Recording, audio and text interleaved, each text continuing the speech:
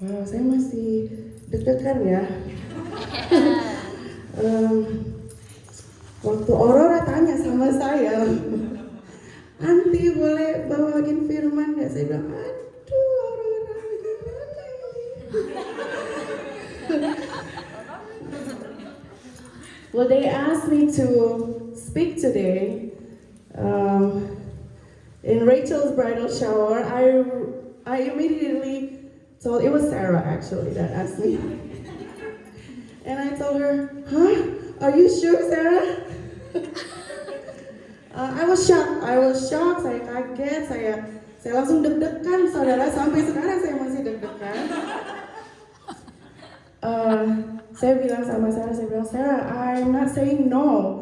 I'm not saying yes either. Saya bilang wait, I'll get back to you. And then hari itu saya pulang, saya konsultasi dengan bapak saya di rumah. Saya bilang bagaimana ini, saya disuruh bawain firman. And then he said just do it. But I'm scared. It's okay, but just do it, you'll be okay. Lalu fast forward ke minggu depannya, it was New Year's Day. We were given that little thing with the ayat, right? Kalau dia masih ingat ayat saya dapat. Itu adalah hendaklah perkataanmu. Nah, betul. Tidak hambar. Kolose 4 ayat 6. Saya bacain ya.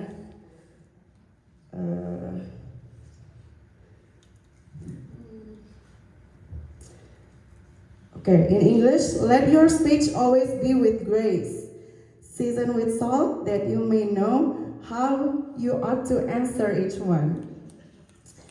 Lalu saya berkata dalam hati, oke Tuhan, sepertinya ini seperti konfirmasi ya. Akhirnya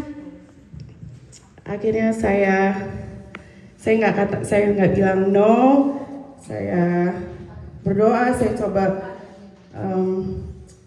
coba tanya Tuhan apa yang mau Tuhan mau saya bicarakan di hari spesialnya Rachel. Lalu saya berdoa with a little bit of consult with Mike Mendo. Jadi ada yang udah saya siapkan, saya berdoa lalu Tuhan kasih beberapa ayat. First of all, thank you so much for the opportunity to speak, to share the word of God today.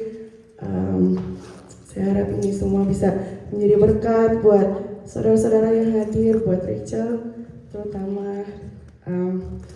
Dan langsung saja kita buka di Romans 12 verse 1 and 2.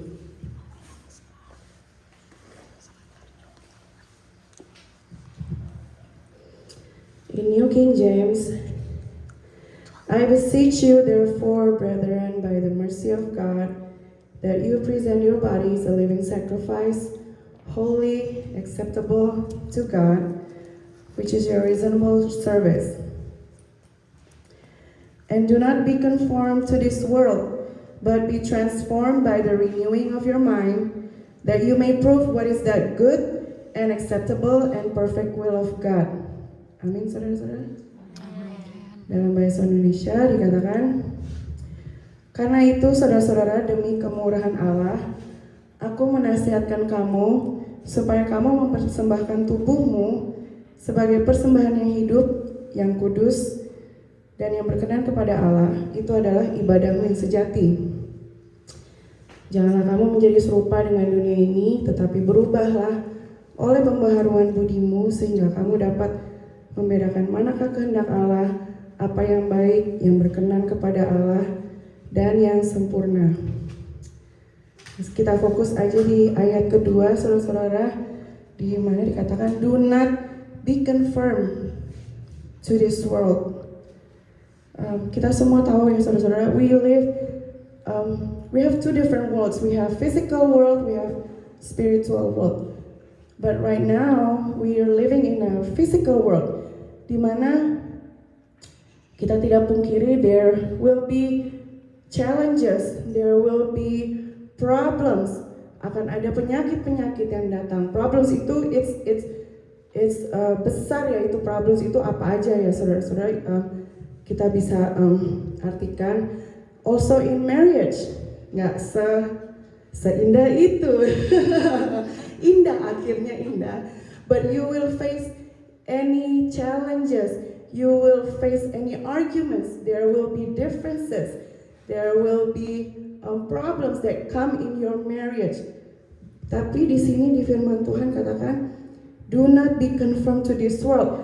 Artinya adalah jangan sama. Di dalam bahasa Indonesia dibilang, jangan kamu serupa seperti di dunia ini. Do not be conformed to this world. Kalau di dunia ini kita ada masalah, mungkin contohnya kalau kita sakit ada dokter. Kalau kita depresi ada dokter, ada obat. Apalagi saudara banyak ya saudara-saudara, apalagi in this the world, the time that we live in now, the technology is become advanced. All you need to do is just tap, and then you find an answer, you find a solution. Tapi di Alkitab katakan, do not be conformed to this world. Jangan jadi serupa dengan dunia ini. Amin, saudara-saudara. Bahkan banyak tantangan, akan banyak rintangan yang iblis coba taruh di dalam kehidupan kita. Maka dari itu dibilang, but be transformed by the renewing of your mind. Apa itu renew your mind? Yaitu baca firman Tuhan. Amin, saudara-saudara. By continuing reading the Word of God, karena saudara-saudara tahu Word of God itu yang memberikan kita kekuatan, memberikan kita iman. Amin, saudara. It says, but be transformed by the renewing of your mind. Mari kita buka juga selanjutnya kita buka di Mazmur 1, Psalm 1, verse 1 and 2. Dikatakan, berbahagialah orang yang tidak berjalan menurut nasihat orang fasik, yang tidak berdiri di jalan orang berdosa, dan yang tidak duduk dalam kumpulan pencemooh. Tetapi yang kesukaannya ialah Taurat Tuhan, dan yang merenungkan Taurat itu siang dan malam. Amin, saudara-saudara. Taurat di sini yang dimaksud adalah firman Tuhan. Yang tadi di Roma dikatakan, do not be conformed by this world. Itu jangan berjalan menurut nasihat orang fasik, jangan berdiri di jalan orang berdosa, dan jangan duduk dalam kumpulan pencemooh. Jadi dua ayat ini berkesinambungan ya saudara-saudara. Dan di ayat keduanya kalau saudara lihat di Roma 12 ayat 2 itu dibilangnya, but by the renewing of your mind, which is yang kesukaannya ialah Taurat Tuhan, yang harusnya kita renungkan siang dan malam. Amin, saudara-saudara. Saya ingat waktu itu di zaman pandemi ya saudara-saudara, dunia ini semuanya tutup. Sekolah tutup, mereka bilang jangan kemana-mana, stay at home, even tempat ibadah, tempat ibadah juga ditutup. Tapi yang kita mengucap syukur bahwa Bapak Gembala kita Om Daniel, memang ada beberapa yang kita lakukan lewat Zoom, tapi kalau kita bisa bertemu secara onsite, kita bertemu secara onsite karena apa saudara? Karena dibilang di Ibrani 10 ayat 25 dikatakan, janganlah kita menjauhkan diri dari pertemuan-pertemuan ibadah. Nah, dunia mau kita untuk tidak beribadah, tetapi di Alkitab dikatakan, Tuhan bilang jangan kita menjauhkan diri dari pertemuan-pertemuan ibadah. Bahkan di Matius 6 ayat 33 dikatakan apa? Carilah. Amin. Jadi itu ya saudara ya yang dimaksudkan oleh do not be conformed by this world, but by the renewing of your mind, supaya kita tahu mana yang Tuhan mau kerjakan. Amin, saudara-saudara. Suara saya udah mau habis. Kita lanjut saja. Jadi itu ya saudara-saudara, kalau di dunia ini mungkin dunia mau ketika kita dihadapi oleh masalah, when challenges comes in my way, terima kasih. When there's challenges, there's problems, the world wants us to seek advice from the outside. But di sini Tuhan bilang, renew your mind, baca firman Tuhan, renungkan firman Tuhan siang dan malam, lalu lakukan firman Tuhan. Dan juga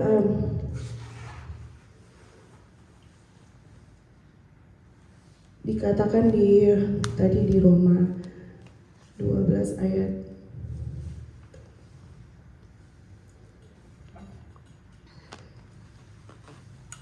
sehingga kamu dapat membedakan manakah kehendak Allah, apa yang baik, yang berkenan kepada Allah dan sempurna. Melalui kita baca firman Tuhan, kita tahu, we know what is good, what is pleasing God, what is not pleasing God. Where is am I being friends with are our friends, are they please dengan saya berteman dengan dia, apakah ini pleasing God? Dengan saya berteman dekat, istilahnya pacaran dengan dia, apakah ini pleasing God? Kalau misalnya if it's not, then you leave, right? Tuhan di sini bilang, mari kita lanjutkan baca di Mazmur yang tadi, Mazmur 1, Psalm 1 verse 1. Ayat 3 dikatakan, ia orang yang tidak berjalan menurut nasihat orang fasik, yang tidak berdiri di jalan orang berdosa, dan yang tidak duduk dalam kumpulan pencemooh, tetapi kesukaannya ialah Taurat Tuhan dan merenungkan itu siang dan malam. Ia seperti pohon yang ditanam di tepi aliran air, yang menghasilkan buahnya pada musimnya, dan yang tidak layu daunnya, apa saja yang dibuatnya berhasil. Amin, saudara-saudara. Berarti kita yang menuruti perintah Tuhan, kita yang kesukaannya itu adalah baca firman Tuhan, yang kita mau renungkan itu siang dan malam, itu kita apa saja yang kita buat, seperti tadi worship leader kita katakan, apa saja yang kita buat hasilnya akan berhasil. Kalau kita ikuti dunia ini, if we follow the world, itu akan menjadi masalah ya saudara-saudara, itu akan menjadi kebinasaan. Lalu dibilangnya seperti pohon yang ditanam di tepi aliran air, itu akan subur, akan menghasilkan berkat ya saudara. Jadi Tuhan mau kita berpisah, kita separate. Ada godly and ungodly people, ada believers and non-believers. Tuhan mau kita memang berbeda, kita jangan sama seperti dunia ini. Kita dikatakan ada contoh lain, kita bisa lihat di Yohanes 2. Ini cerita yang sudah tidak asing lagi. Yohanes 2 ayat 1 sampai 11. Tentang pernikahan di Kana, where Jesus merubah air menjadi anggur. Kita baca saja dari ayat yang pertama. On the third day there was a wedding in Cana of Galilee, and the mother of Jesus was there. Now both Jesus and his disciples were invited to the wedding. And when they ran out of wine, the mother of Jesus said to him, "They have no wine." Jesus said to her, "Woman, what does your concern have to do with me? My hour has not yet come." His mother said to the servants, "Whatever he says to you, do it." Now there were set there 6 water pots of stone, according to the manner of purification of the Jews. containing 20 or 30 gallons apiece. Jesus said to them, "Fill the water pots with water," and they filled them up to the brim. And he said to them, "Draw some out now and take it to the master of the feast." And they took it. When the master of the feast had tasted the water that was made wine, and did not know where it came from, but the servants who had drawn the water knew, the master of the feast called the bridegroom. And he said to him, "Every man at the beginning sets out the good wine, and when the guests have well drunk, then the inferior. You have kept the good wine until now." This beginning of signs Jesus did in Cana of Galilee, and manifested his glory, and his disciples believed in him.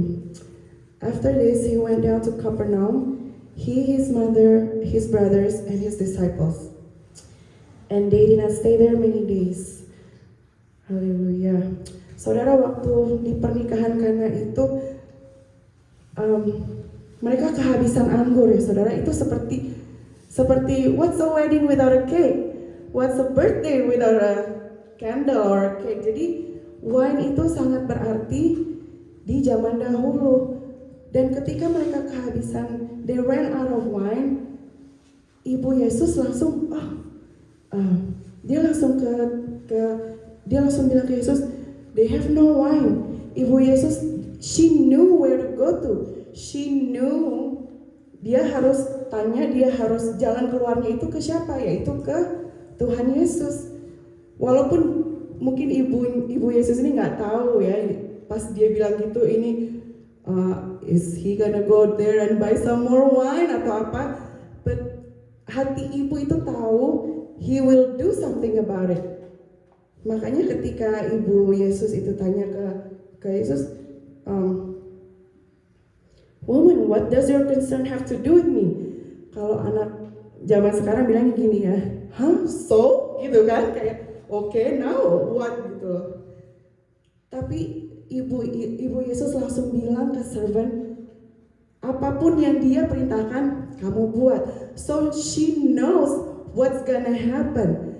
Dan pelayan-pelayan di situ, dia nurut. Dia bilang, oke, kita akan, mereka di situ dibilangnya, ketika Yesus katakan, oke, isi tempayan-tempayan itu, and they do it.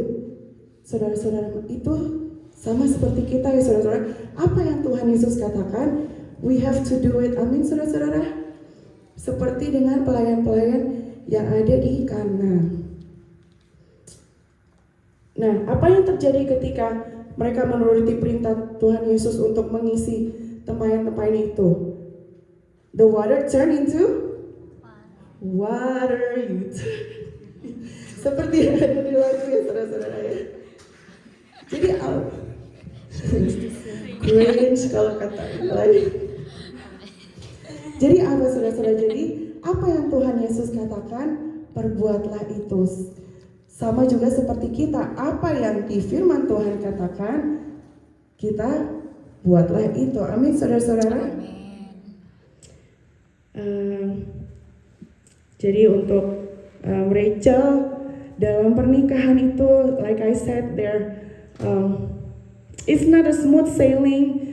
Orang dulu waktu saya menikah, they said, "Oh, Iren, maybe the first 5 years, there's gonna be a lot of things." In my case, there were, maybe because I confirm it. there were, tapi makin kesini, semuanya indah ya saudara-saudaranya. Challenges, there will be challenges. We still live in physical world. It doesn't matter. Wherever we go, there will be challenges. Arguments especially, there will be a lot of arguments.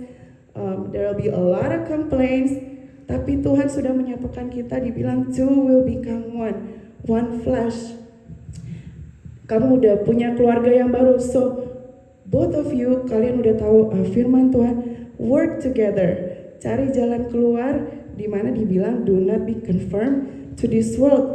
Cari jalan keluar di mana? Di firman Tuhan. Karena firman Tuhan itu kekal dan abadi. Amin saudara-saudara. Jadi do not be conformed to this world, tapi be transformed by renewing of your mind. Suka baca firman Tuhan, renungkan firman Tuhan siang dan malam. Keep reading and meditate the word of God. Saya pernah ke kamarnya Rachel, kalau nggak tahu ya, kalau saudara pernah lihat, di dindingnya banyak sekali ayat-ayat Alkitab. Saya nggak baca ya, tapi saya lihat itu ada notes-notesnya dia. Saya nggak tahu apa if it's already covered with notes or not, but continue doing so karena you have to meditate it by looking at the wall. You remind yourself, you read the word of God again. Andalkan Tuhan, ikut sertakan Tuhan in every decision. Siapa pindah kemana nih? Rachel ke sini apa? Daniel ke sana. Ikut sertakan Tuhan. Kita mau beli rumah atau ini, ikut sertakan Tuhan. Are we gonna have kids now or later? Ikut sertakan Tuhan in every decision that you are going to make. Ikut sertakan Tuhan. Bawa dalam doa. Jadikan Tuhan center of your marriage, and everything else will be prosper. Amin, saudara-saudara. Itu saja yang saya mau share di siang hari ini. Selanjutnya saya.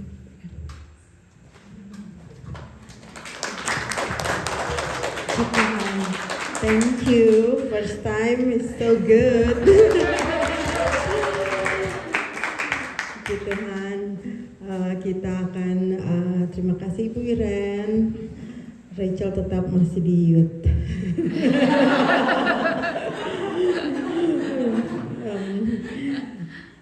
Kita akan berdoa buat Rachel sama-sama. Terima kasih semua bisa hadir. Terima kasih selalu mengasihi Rachel, memberkati Rachel. Dan spesial untuk hari ini kita berdoa spesial buat Rachel sampai pada hari wedding day-nya. Semua kita percaya Tuhan sudah campur tangan dan menolong segala sesuatu jadi indah karena Tuhan. Kita bangkit berdiri, kita nyanyikan satu pujian.